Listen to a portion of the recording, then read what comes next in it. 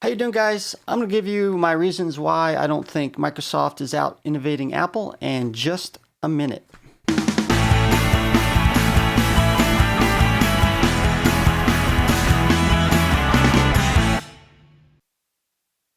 Um, this is probably going to be my most frank and honest discussion I've ever had really anywhere, whether it might be my YouTube channel, broadcast channel, different various websites I go to, and hopefully you will see that. And I've been seeing a lot various places on the web from different people, from different groups, saying that somehow Microsoft is out innovating Apple from its recent developments. Not just from Microsoft, I even hear people from Google, the people who love Google and their products, out innovating Apple as well. And we're kind of going to discuss that on many realms. And this is kind of my main concept is I believe Apple greatest strength is innovating for the greatest majority of people, and then some of the other companies, whether it be hardware products, software products, or services, does innovate, but not necessarily for the greatest majority of people. And so we're going to discuss this now. Now, I know this is more geared toward Microsoft and Apple, and I'm not making this Microsoft versus Apple as far as saying one's worse than the other. No way, no how. In fact, I'm really liking Microsoft these days. They already have these 2 new product lines out within the last 3 years. We have a new CEO. Recent upgrade to Windows 10 has been free. Very good decisions from Microsoft, which I think are great. But these recent changes have only been, the last 3, maybe 4 years. And how does these changes really invalidate Apple's innovation for the last 14 years since the first iPod? Where has Microsoft been in those roughly 11 years? Because we've been seeing a lot of misdirection from Steve Ballmer. They haven't been taking mobile seriously. The internet, web browsers, there's quite a few more things. And infighting between the different employees inside Microsoft. They're more worried about themselves than Microsoft as a group, and we've seen that affect the company. Apple, on the other hand, working as a team, constantly innovating, maybe not every year, but constantly throughout that long period in transition from the iPod all the way through to 2015. And just like I stressed before, innovation is not every year. It comes in waves. If we look at the history of Apple, they haven't really necessarily been innovating every year. And in fact, look, give an example, between the iPod and their next innovation, the iPhone, it was actually 6 years, more or less. And that was probably their longest transition from one innovation to another. And I think people expect too much from Apple, compared to other companies, since they've been coming out with great products and services. Now they expect it every year or even multiple times a year, and that's really not quite fair to them as a company. And it takes a series of steps often to get from one innovation to another, because you have to acquire the right companies for the technology that you don't have and build services around it, and while still building up your existing lines. And I think people say, well, it's the same product, we don't have nothing new, so on and so on. But you still have to build up your existing lines with new upgrading, new innovations. Now, take, for example, Touch ID. Now, yes, there's been fingerprint scanners before, but they haven't really worked very well. And I think Touch ID was very innovative for Apple, even though they acquired the company itself. And it also branched out for other companies, and they came out with fingerprint scanners and so forth. And actually, Touch ID wasn't the primary feature they were looking for. It was actually Apple Pay. To get to Apple Pay, they had to develop the steps necessary to get there, which was secure identification before you pay out your money. I mean, because your iPhone could get stolen, people could use it to buy things. So obviously, you're going to have that Touch ID. Of course, a side benefit is you had a very neat feature in and of itself that can be used for other applications. And let's look at some of Microsoft's products. And like I said, they are premium, which is great. And in fact, let's take a look at the Surface Pro.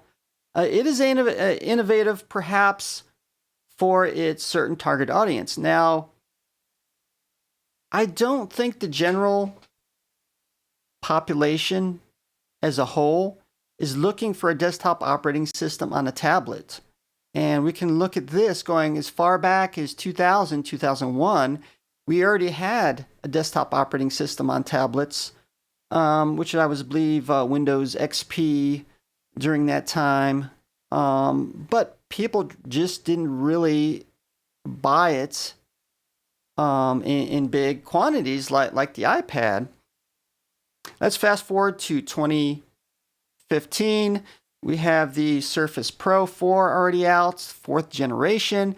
We're still not seeing that mass market appeal to the vast majority of people because, like I said, I don't think they're looking for the necessarily desktop operating system on a tablet.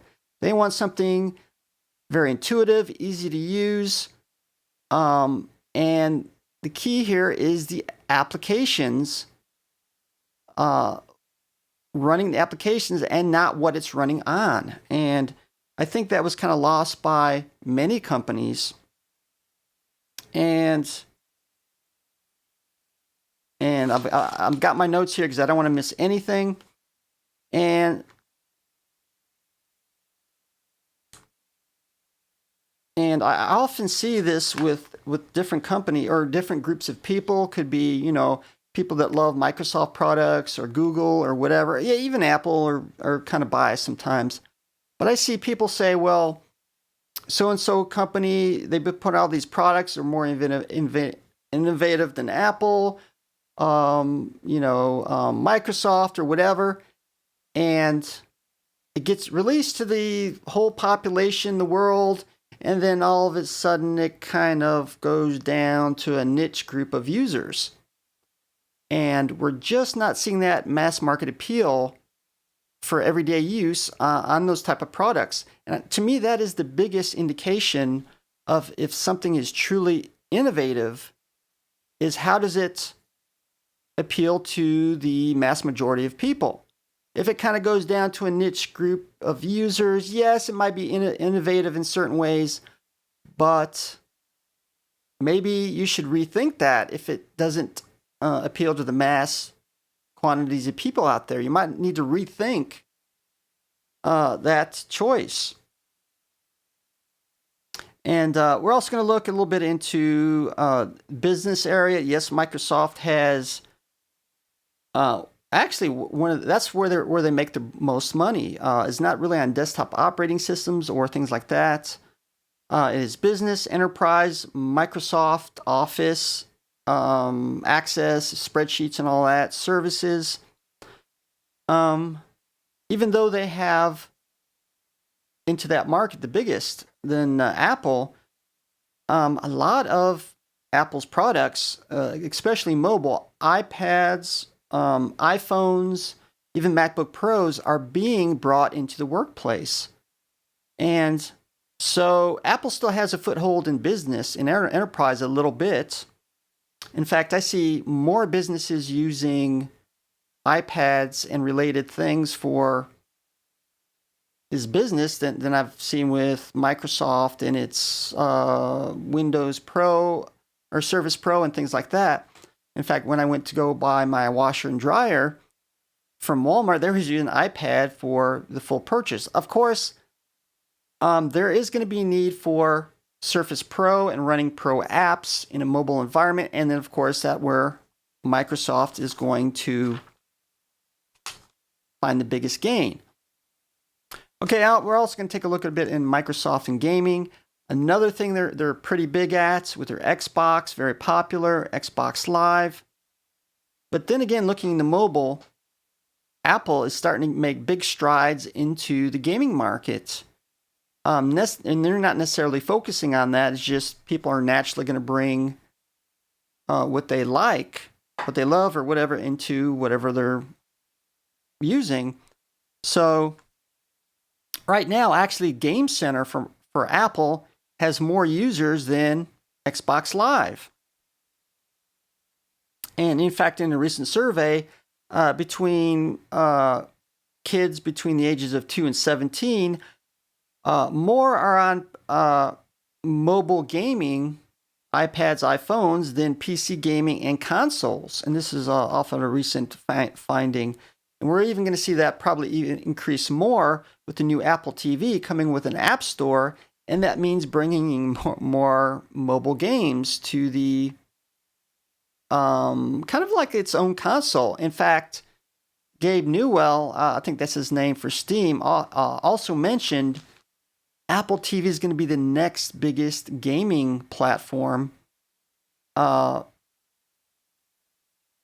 now if it released games onto the Apple TV. And we're going to see how well that's going to be inception once we see the new Apple TV.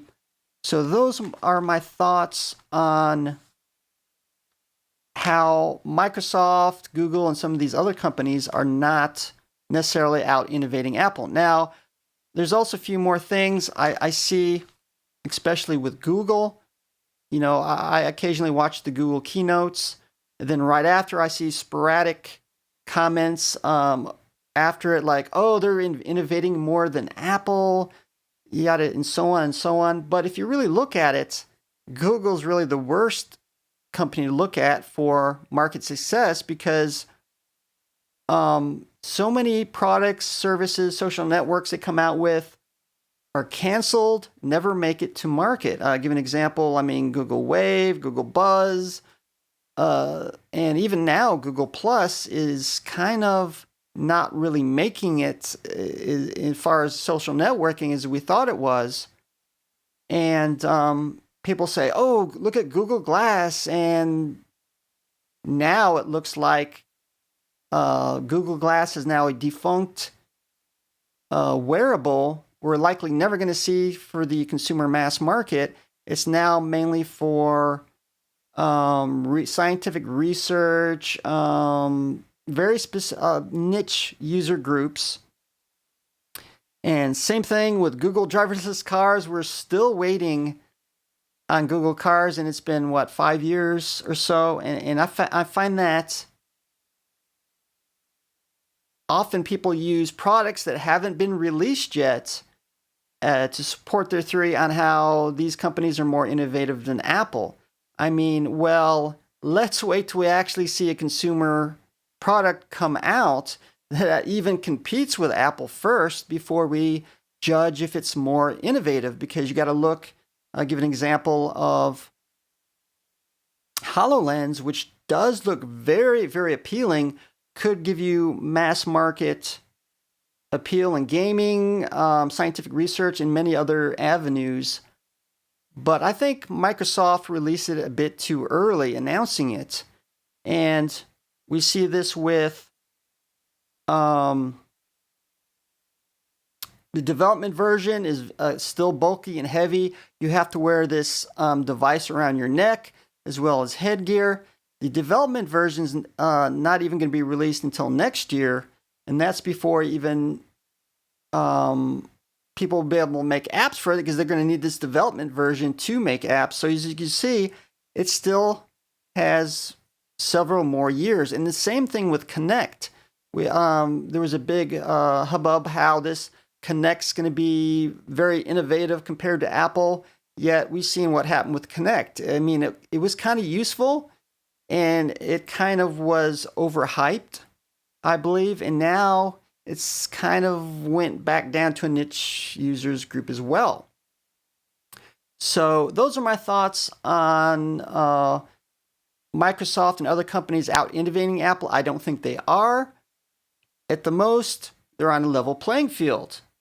Like I said, 3 years of sporadic output of products and services and unreleased products is not the same thing as Apple innovating for the last 14 years. Give me your thoughts on this, and I've been as probably more open or honest with anything I've ever put out. So thank you.